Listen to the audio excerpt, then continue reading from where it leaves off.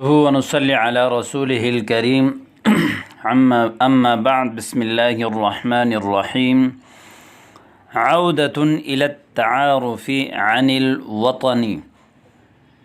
آج کا حوار ایک دفعہ پھر تعارف کی طرف لوٹنا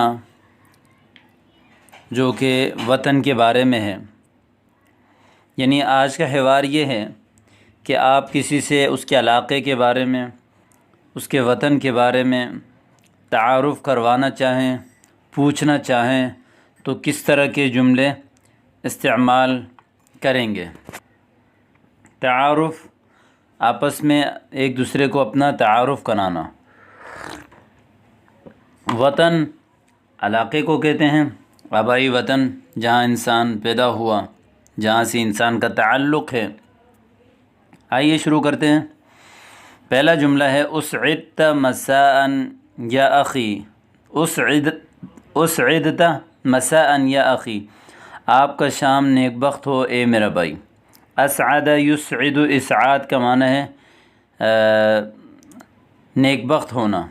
اسعدک اللہ فی الدارین، اللہ آپ کو دونوں جہانوں میں نیک بخت بنائے۔ تو اسعدت مساء، یہ عام طور پر صبح اور شام کی جو دعائیں دی جاتی ہیں، اسعدت صباحا، اسعدت مساء، یہ دعائیہ جملہ ہیں۔ یہاں دیکھیں اسعد اللہ ایامک، اللہ پاک آپ کے ایام کو خوش بخت اور اچھا بنائیں۔ یا عزیزی، اے میرے پیارے دوست۔ تیسرا جملہ ہے کیف الحال وما ہی الاخبار۔ کیفا، جیسے میں نے پیچھے بتایا تھا، کیفیت کے بارے میں پوچھنے کے لیے آتا ہے کہ کیا حالات ہیں، کیا حالات ہیں، تو اس کے لیے عربی میں استعمال ہوتا ہے کیف الحال وما ہی الاخبار، اور کیا خبریں ہیں۔ اب چونکہ یہاں اخبار خبر کی جمع ہے اور اس وجہ سے یہاں ضمیر لائے ہیں ہیا، وما ہی الاخبار، خبریں کیا ہیں، اور سوال کیا ہے ما سے، ما استفہامیہ لائیں، غیر ذوی العقول کے لیے جو استعمال ہوتا ہے، وما ہی الاخبار، خبریں کیا ہیں۔ کیف الاحوال وما ہی الاخبار، تو آگے ادریس نے جواب دیا الحمدللہ الامور ماشیۃ وانت، الحمدللہ سارے معاملات چل رہے ہیں، آپ بتائیے۔ یہاں پہ امور امر کی جمع ہے، معاملات، کام، انسان جو کام اور جو معاملات کرتا ہے تو اس کے بارے میں کہتا ہے کہ الامور ماشیۃ، مبتدا خبر ہے۔ جیسے آپ حضرات جانتے ہیں کہ مبتدا جب غیر ذوی العقول کی جمع ہو تو اس کی خبر واحد مؤنث لائی جاتی ہے، ٹھیک ہے۔ یہاں پر اس وجہ سے ماشیۃ واحد مؤنث لے کر آئے، اس لیے کہ اس کی جو مبتدا ہے الامور، یہ جمع غیر ذوی العقول ہے۔ وانت، یعنی آپ بتائیں مجھے کہ کیف الحال وما ہی الاخبار، یہاں سے وہ سوالیہ پچھلا جملہ دوبارہ دہرائیں گے۔ تو یہ جواب دیتا ہے للہ الحمد والمنہ، اللہ کی تعریف اور اس کے احسانات سے، احوالی حسنہ، میرے حالات بھی اچھے ہیں۔ جیسے ابھی میں نے اوپر بتایا احوال حال کی جمع ہے اور اس کی جو خبر لائے ہے وہ واحد مؤنث سے لائیں، احوالی حسنہ، میرے حالات بھی اچھا ہیں۔ ادریس عفوا من ای بلد انت یا اخی، آپ کس شہر سے ہیں اے میرے بھائی، آپ کس شہر سے ہیں۔ جیسے یہاں پہ بلد چونکہ مذکر ہے اس لیے یہاں پر ای مذکر لے کر آ گئے۔ ای میں زیر اس لیے ہے کہ پیچھے اس سے پہلے حرف جر داخل ہے من، اس کی وجہ سے ای پہ زیر آیا، اور پیچھے آپ اس قاعدے کو پڑھ چکے ہیں کہ ایو اور ایتو اپنے ماں باپ کی طرف مضاف ہوتے ہیں، اس وجہ سے ان کے ماں باپ میں جو بھی آئے گا اس کے نیچے زیر آئے گا، جیسے کہ یہاں پہ من ای بلد انت یا اخی، اے میرے بھائی۔ خالد انا من بریطانیہ وانت یا اخی، میں برطانیہ سے ہوں اور آپ بتائیں اے میرے بھائی۔ ادریس انا من نائجیریا، میں نائجیریا سے ہوں۔ عفواً این یقع بلدک، معاف کیجیے گا کہ آپ کا شہر، آپ کا ملک کہاں واقع ہے۔ یہاں پہ چونکہ بلد مذکر ہے، اس وجہ سے فعل یقع مذکر لائے۔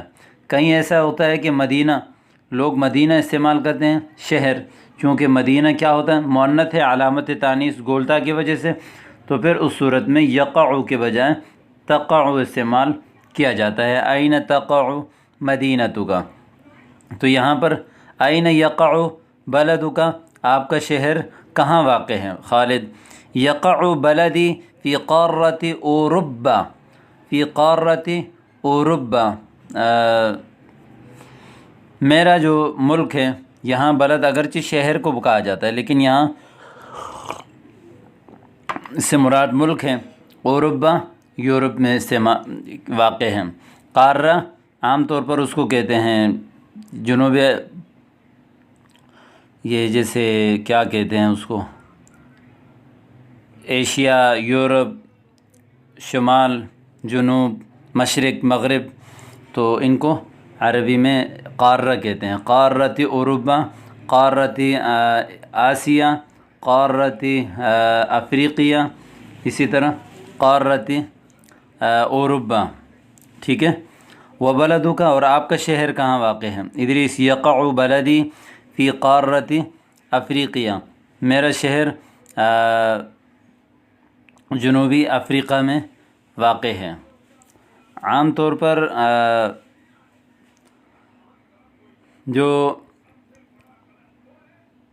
جملے یہاں استعمال ہوئے ہیں، یقع بلدی فی قارۃ افریقیہ، چونکہ بلد مذکر واقع ہے اس لیے یقع یہاں پر اس کو بھی مذکر لے کر آئے ہیں۔ آگے ہیں من ادریس یقع بلدی فی قارۃ افریقیہ، میرا شہر قارۂ افریقیہ میں واقع ہے۔ جیسے یہ زمین ہوتا ہے نا، تو اس کو یہ ایسے 4 حصوں میں تقسیم کرتے ہیں، اس کو ایشیا بولتے ہیں، اس کو جیسے یورپ بولتے ہیں، اور یہ افریقہ بولتے ہیں، یہ دیگر ممالک ہوتے ہیں۔ اس کا ایک اردو میں لفظ ہے جو میرے ذہن میں ابھی نہیں آ رہا، حالانکہ بالکل ابھی کتاب شروع کرنے سے پہلے آیا بھی تھا وہ، تو اس کا مفہوم یہی ہے جیسے میں نے ابھی بتایا، شمال یعنی کیا کہتے ہیں،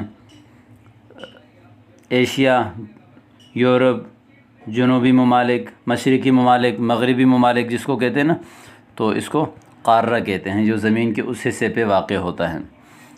خالد عفواً کم نسبت المسلمین فی بلدک، آپ کے شہر میں مسلمانوں کی تعداد کیا ہے، مسلمانوں کی نسبت یعنی 100% میں سے کتنے فیصد آپ کے شہر میں مسلمان ہیں۔ ادریس نسبت المسلمین فی بلدی حوالی 90%، مثال 90%، 100 میں سے 90۔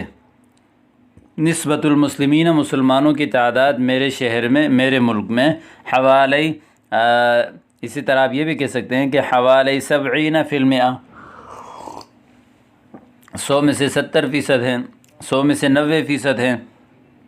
تو یہ 100 میں سے کتنے فیصد ہیں اس کو بتانے کے لیے یہ جملہ استعمال ہوتا ہے، حوالی 50%، حوالی 90%، حوالی 80%، حوالی 55%، ٹھیک ہے۔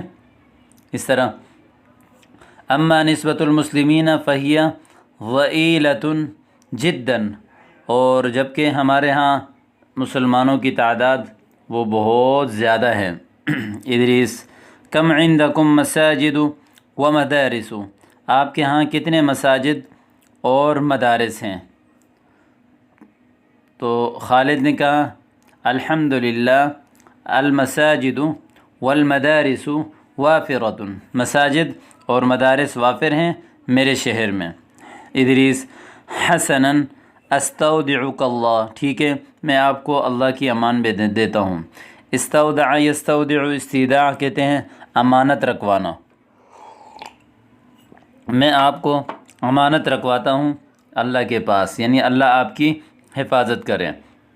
حیاک اللہ، اللہ آپ کو آباد رکھے، اللہ آپ کو سلامت رکھے، اللہ آپ کو زندہ رکھے۔ ونلتقی علی خیر، ہم ملاقات کریں گے خیر پر۔ التقا یلتقی، التقاء کہتے ہیں ملاقات کرنے کو، کہ ہم خیر پر انشاءاللہ اللہ نے چاہا تو دوبارہ ملیں گے۔ تو جو سبق پڑھا ہے امید کرتا ہوں کہ سمجھ آیا ہوگا۔ ان تمام جملوں کو آپ گروپ میں استعمال کیجئے اور ان کو یاد کر کے وہ آپس میں تکلم کیجئے۔ تو یہ یہاں پر ہی جو قارہ آیا تھا، قارہ کا معنی ہے بر اعظم، ٹھیک ہے، بر اعظم افریقہ، بر اعظم ایشیا، بر اعظم، تو اس کا یہ مفہوم ہے۔ دعا کیجئے ہمارے لیے، اللہ پاک ہم سب کو آباد اور خوشحال رکھے۔ السلام علیکم ورحمۃ اللہ۔